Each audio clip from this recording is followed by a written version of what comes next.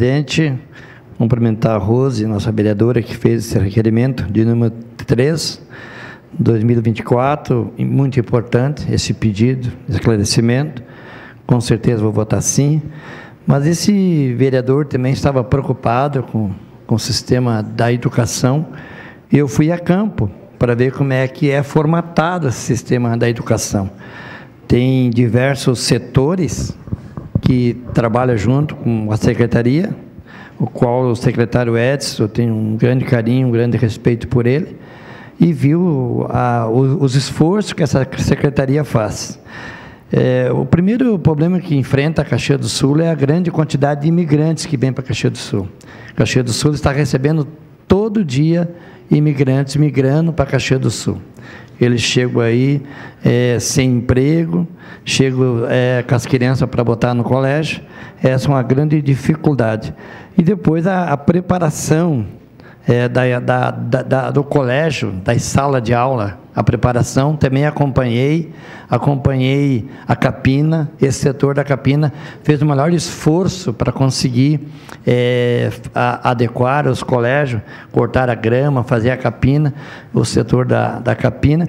Inclusive o setor da Capina até atrasou as praças, né? Agora começou a fazer as praças, mas eu acompanhei de perto os esforços que o pessoal da Capina fez.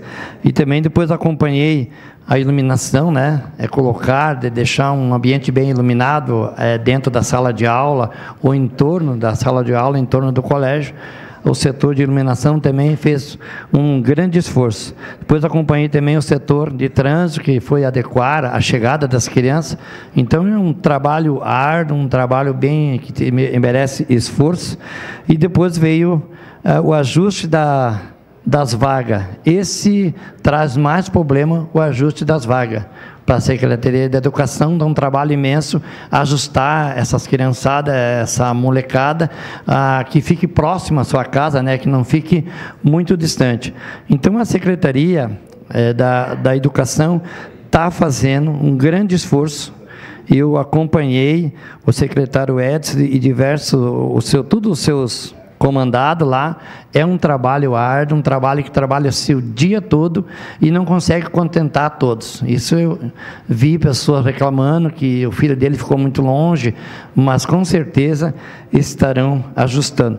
Também eu senti uma falta de escola infantil. Caxias do Sul tem uma grande necessidade de ampliar mais escola infantil aqui dentro da cidade de Caxias do Sul. Pode ser que a PPP seja uma alternativa que venha a construir mais colégios, que está uma grande necessidade de Caxias do Sul. Mas sei que a Secretaria da Educação está atento, está nas boas mãos. Aí o secretário Edson está fazendo um bom trabalho e creio que as coisas vão encaminhar e logo mais esquece da educação, a educação está andando. Obrigado.